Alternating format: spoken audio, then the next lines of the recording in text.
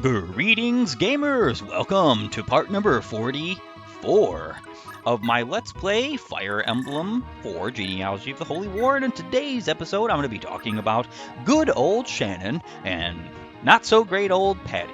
But, she's still very good. She's still very useful. It's just that less useful in the second generation, I find, than Do is in the first, especially because so much planning has to go into the first. But that's besides the point. I'm talking about Shannan, the Swords Master. He's pre-promoted, I believe level 12 is what he's at. So these aren't his bases, but I'm, again, going to go over what he has at this current moment.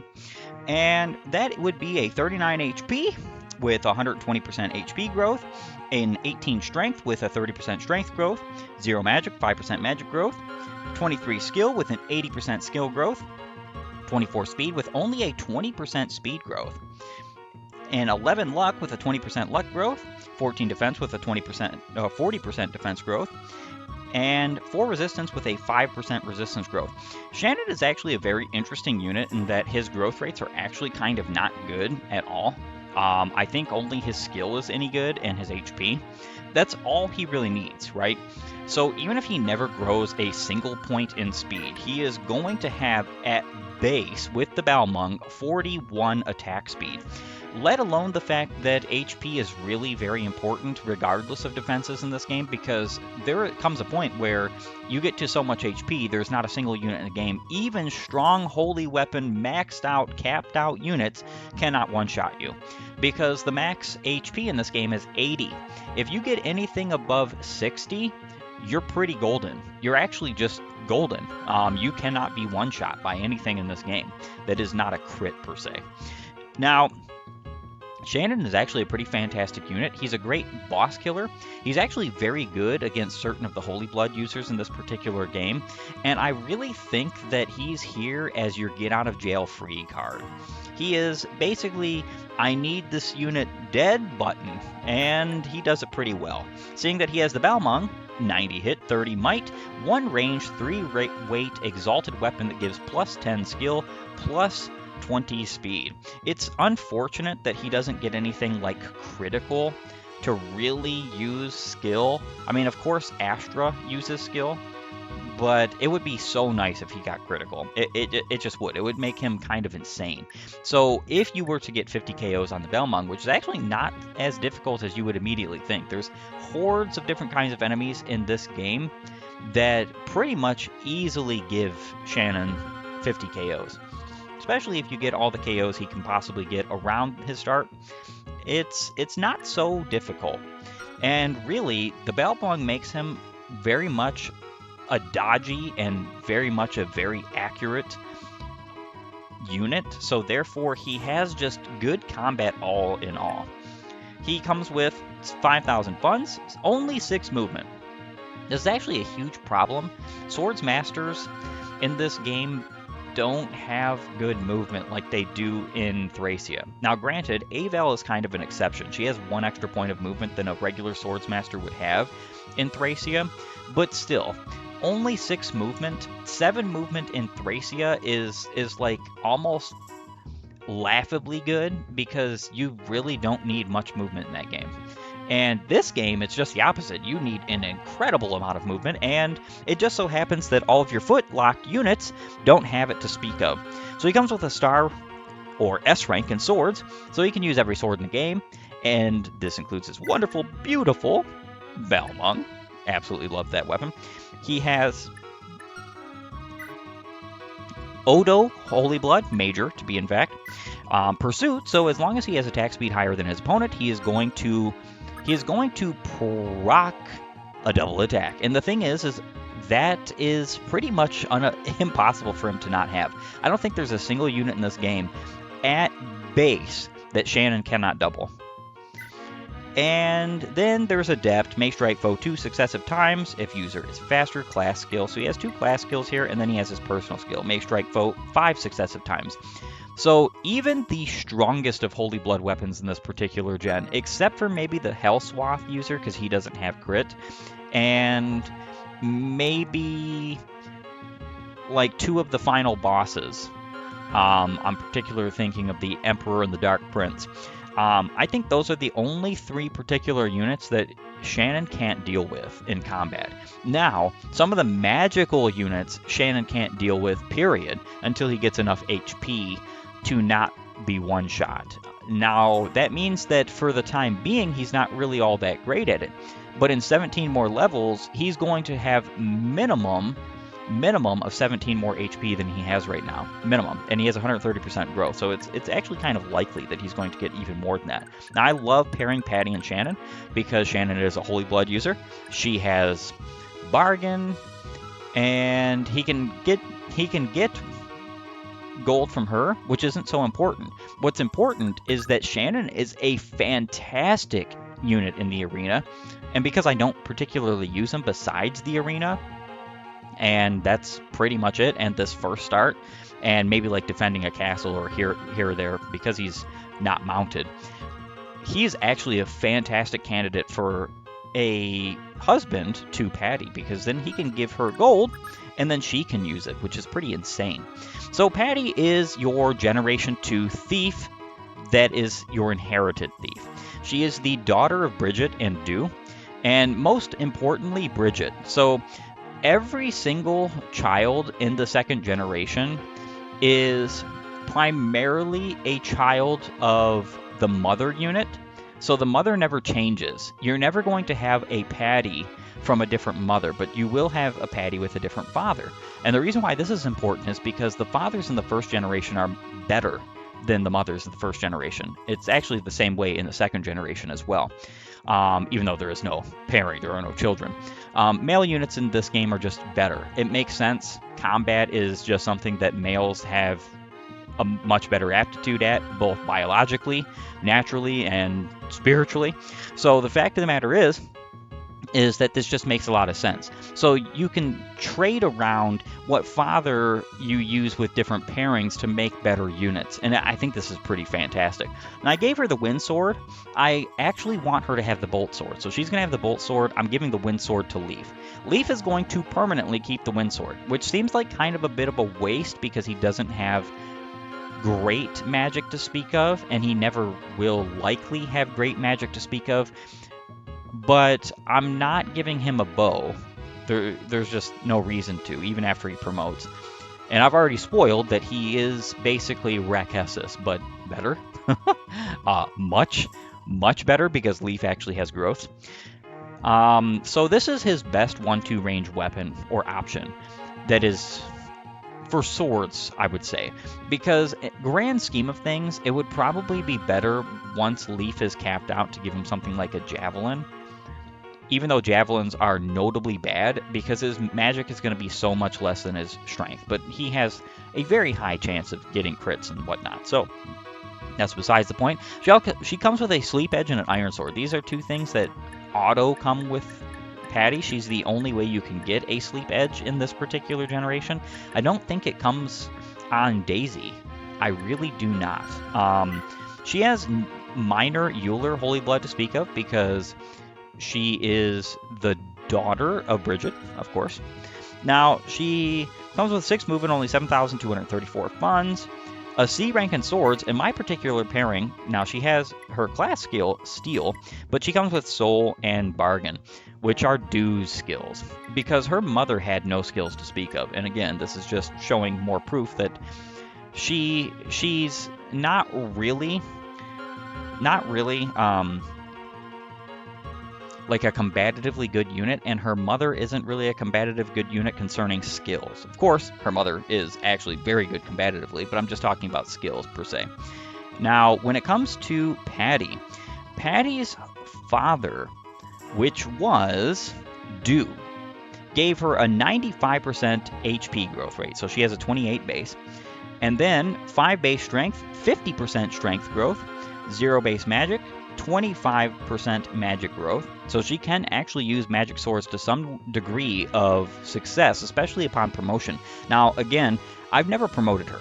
I've never promoted any of the thieves. I've never promoted any of the dancers. I find it to be extremely tedious to do so, even if you use things like the miracle sword, or once you get them going, so on and so forth.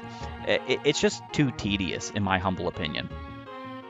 She comes with a 6 base skill and a 50% skill growth, 10 base speed, 40% speed growth, 10 base luck, 60% luck growth, 3 base defense, 40% defense growth, 1 base resistance, and 10% resistance growth. And I already showed off her Holy Blood. Her growths are actually fantastic. I'm not sure why this is. I'm not sure why Dew has such good growth rates, even though he doesn't have Holy Blood. In fact, the only growth rate that Patty has here that is made any better by her minor Holy Blood is her luck growth rate, if I'm not mistaken, which does not do a whole lot in this game. It does something. It just doesn't do a whole lot. Now, you could steal some gold here, but the problem is that because of Patty not having the barrier ring, this is another reason why a lot of people give her the barrier ring, is so that she can steal from these units in her starting chapter. The only problem is she'll only be able to steal one, or from one. So that is the issue. I'm going to go ahead and use the Balmung here. Now, Shannan has a chance of being hit. Not only does he have a chance of being hit, if he's hit twice, he just dies. Which is unfortunate, but it's also not something that you can actually help. I'm actually a really big fan of the way that this game does a lot of the mechanics, if you will. And one of the things I really enjoy is the fact that your units aren't just obviously overpowered. Even in the second generation, where you have the option to train up these units and make them much, much better than your first generation units, these units are not just automatically good. You do have to have some level, some modicum of intelligence in order to make good units, and as well as the strategies that go into it, so on and so forth.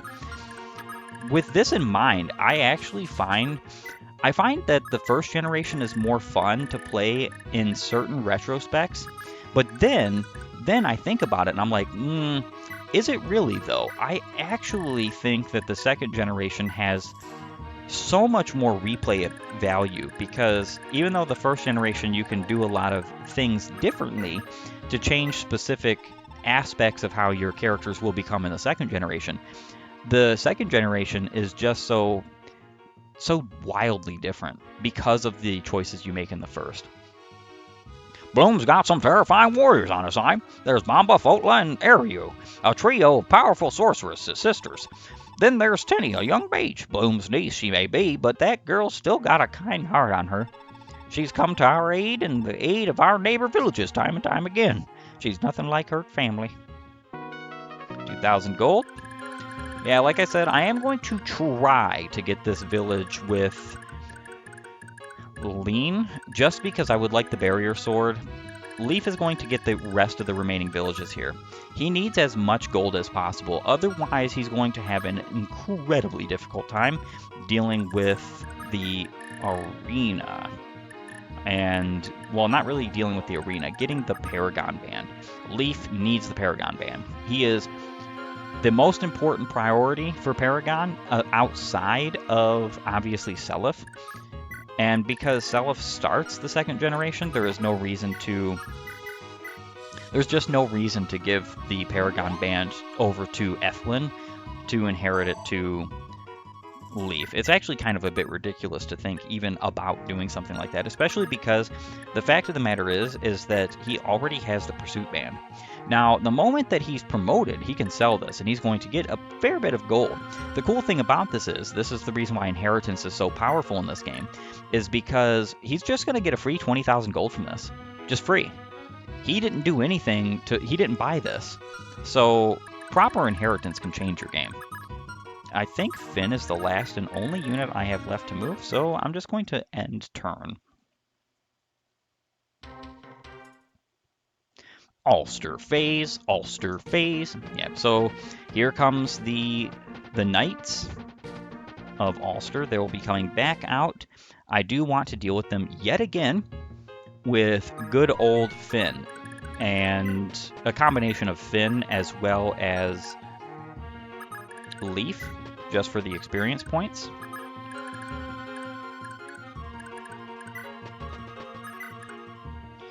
All right.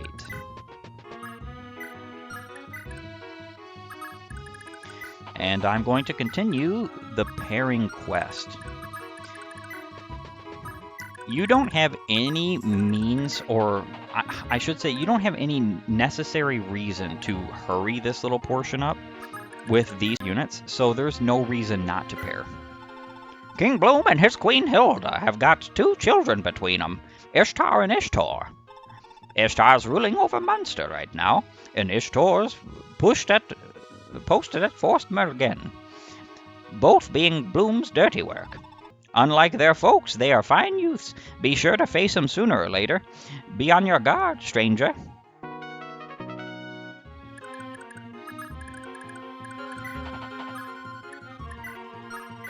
And of course, I'm just going to keep on waiting.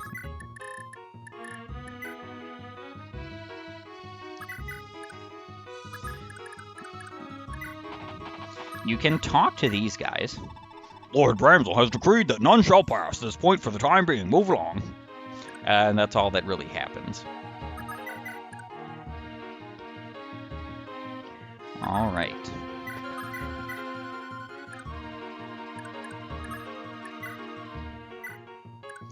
So I think this is okay for me to do this. At least it should be. You rebel worms, how dare you defile the sanctity of the Yied Shrine? Come, embrace the darkness, as it entombs you forevermore. Yeah, perfect. Glory to the Lofter Empire.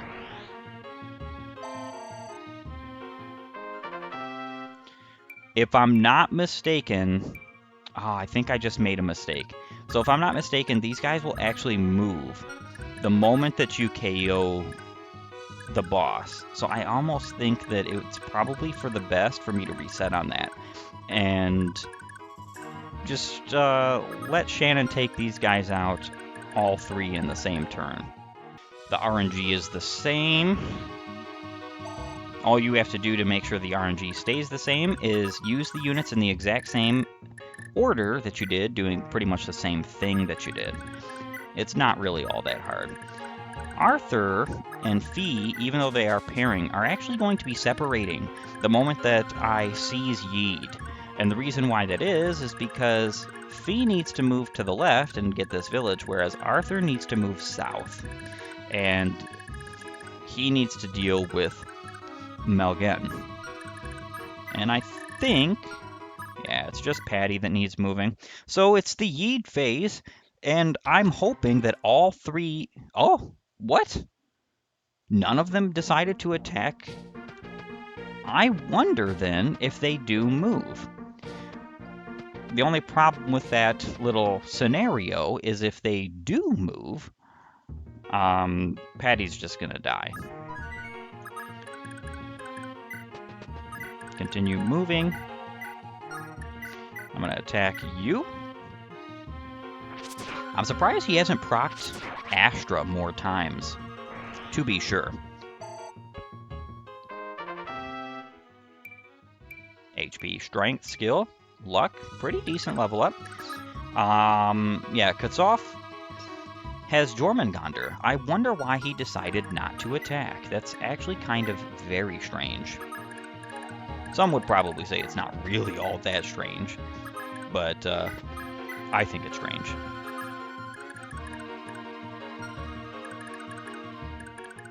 All right, Johan.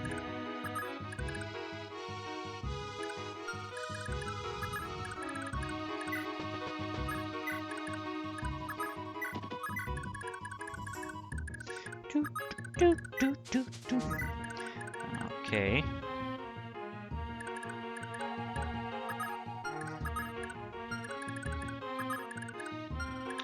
And I think what I'll do here is I'll just move you here for the time being.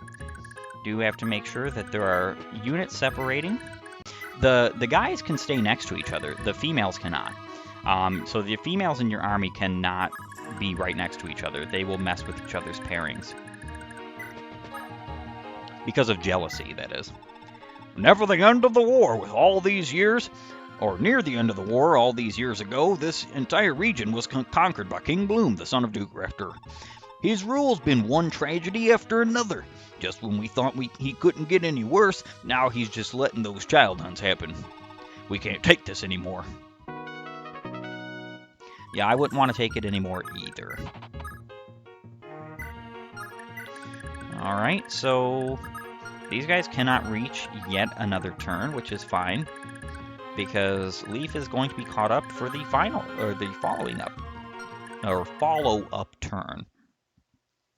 And for some reason, Yied is not doing much of anything, poor guys, just getting picked off one by one by the Balmung-wielding Shannan. What a terror! What a fright!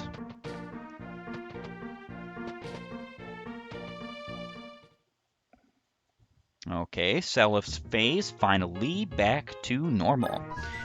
And Seliph still has quite the long way to go. He's going to be doing this for another, like, maybe 6-7 turns, unfortunately. And I've been moving Seliph at max speed. Honestly, the leg ring is just so obviously useful here, because of the fact that he needs to get here in all these spaces quicker. But the issue is that having him get there quicker is coming at the cost of me using the leg ring with the night ring, and I don't want to give him both. It's just not something I want to do particularly. That's me. There's probably a lot of people who would argue that my particular strategy isn't as great as others, and I will be more than fine to admit that sometimes that will be the case. But for the time being, I think everything's a-okay. Concerning my strategies, I think that they are perfectly fine. Leaf. Alright, so I could actually be out of their range for another turn. Or maybe I will let these three attack, and I will just equip the Iron Lance. Perfect. I will be KOing all of these units down here over the next couple of turns. I'm not going to be letting them stay alive and then just continuously do reinforcements. The only reason why I bothered to do this in the first place, because I am utterly against grinding in Fire Emblem. I just find it boring and tedious, is just because of the way that my units are positioned and how that Leaf and Nana have to go to visit all these villages, deal with the brigands, that really it's not really taking up any more time or making any further issues with my units or my positioning, and it's not taking any effort really to do it. So that's pretty much the reason why I allow that for this strategy. Otherwise, I wouldn't, because I don't find it to be useful to grind. Like I've said before in previous, I want to say, iterations or episodes or so on and so forth, Fire Emblem is such a game that your units can beat the game without growths. And this has been proven in every single Fire Emblem entry in the game. So bases, just bases, you can beat the game. And in some cases, I've even seen people beat any Fire Emblem game you can imagine without not only growth rates, but no stat boosters of any kind. So what's crazy about that is that not only do the units not have growth rates, but they're stuck at bases, and then they don't have any way to augment statistics. That's actually kind of a little bit insane. I don't think I could do anything of that sort. And, you know, obvious props to the people who can. I could not. But what I'm saying here is that it's very well possible, very well doable, and because it is, it's just kind of baffling to me, very baffling, that people do grind and like grinding in Fire Emblem as if it's almost necessary. I understand the enjoyment of it for making like zeros to heroes and stuff like that, and seeing your units get buff really quick, but the issue is that you don't need it. I couldn't tell you the last time I played, for instance, Fire Emblem 6, and just as an example, and used units besides the pre-promotes. I only use pre-promotes in that particular game. In fact, most games I play, I only use the pre-promotes. And the reason why that is just because I find them to be a whole lot more fun to use. They start off with better statistics, even if they don't have better growth. They start off with like just better everything, really. And the problem with that is that if they have better everything, why use anything other than them? I think I'm gonna just mend up right here.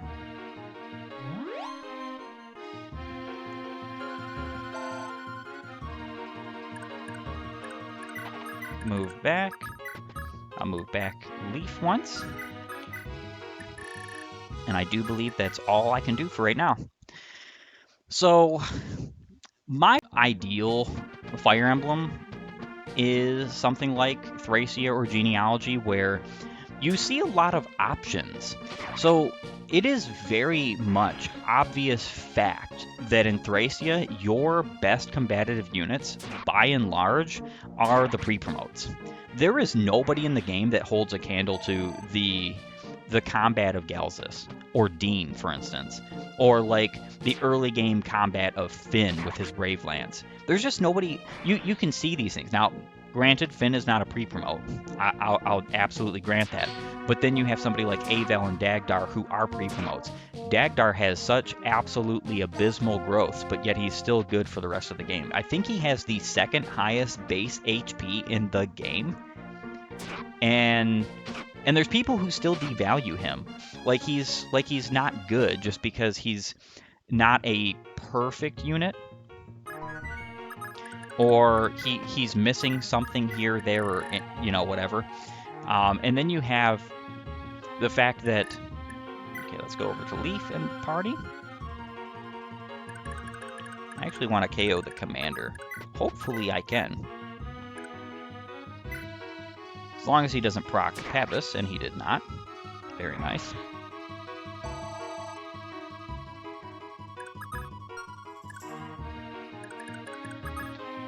Okay, I'm gonna have to put her out of the range. Staff, mend. So the only reason I'm bringing this up is just because it's there's so many things about Genealogy that I like a lot too, and that you've got somebody like Rekhesis, which doesn't really have growth rates to speak of either. And so what fixes her combat is her conversation with Beowulf, and then not only her conversation with Beowulf, but her insane promotional gains. So combine those two, and she gets like +8 in most of her combative stats just from that. And with her bases and her promotion, as well as, all right, Seliph needs to hurry on up, doesn't he? As well as that conversation with Beowulf, she doesn't really need growth rates. And most people would probably say that that's kind of a bit heinous. Like, why not have growth rates? But the issue is that it just goes to show that units don't need it. It's more reliant on whether or not the unit is good with his offering of like skills, abilities, utility, so on and so forth combined. And sometimes a unit's good growth rates are his utility. So like a perfect example, very recently I created a Fire Emblem tier list for Thracia. And hilariously, a lot of people really hate Cain, Alba, and Robert, just as bad units per se. Ah, the Liberation Army. It's a blessing to know that Prince Leaf has finally taken a stand. Lord Quan, Lady Ethelyn, I pray you're both proud of your son. Please, kind knight, accept this speed ring. I'd like you to wear it proudly to your battles. And yes, I get a beautiful, wonderful speed ring. Almost not as important as the gold, though. But the speed ring will be very helpful because Leaf does have Adept, and that makes him even better. I actually love giving Leaf a speed ring and a skill ring. And for obvious reasons, getting more chances to Adept and more chances to proc crit is just kind of insane.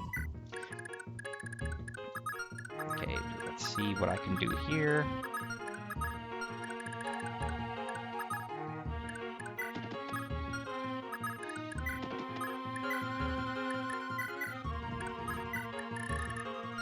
that should be it.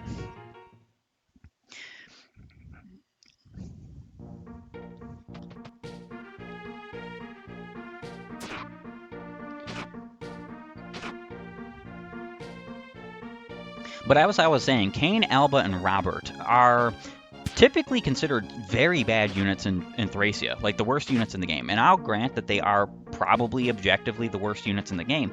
But in my particular tier list, there is no tier that says, oh, these are bad units, or I'd say bad units. There's no tier that I think that any character in Thracia is unusable or bad. That game is kind of an anomaly. Even the quote-unquote bad units have use. And usually it's very good use. I think what I'm going to do first is attack over here with Leaf. He can't even reach.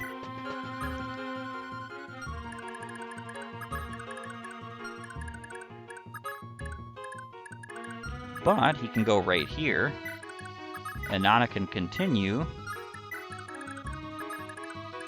giving him support. So in that tier list, I made it very clear and very obvious that, okay, I'm not going to put him on the road just in case they prioritize the fact that he doesn't have good accuracy. That I put him on the tier list in such a way that they're still on the bottom of the tier list, right? But I still mention the fact that they're still actually very good because they have some of the best growth rates in the entire game. And if you do train them, they will have very busted stats in comparison to even a character like Galzus. It's just that Galzus has way better skills and utility. So that's why he's way better on the tier list, let alone the fact that they do come a bit late for my liking, but they're still good units. With that being said, though, it is time for me to leave off this episode. I want to thank you for joining me. If you like my content, please upvote and follow, or like and subscribe, depending on your platform of choice. Leave a comment down below, and while you're at it, have a great and glorious day gaming.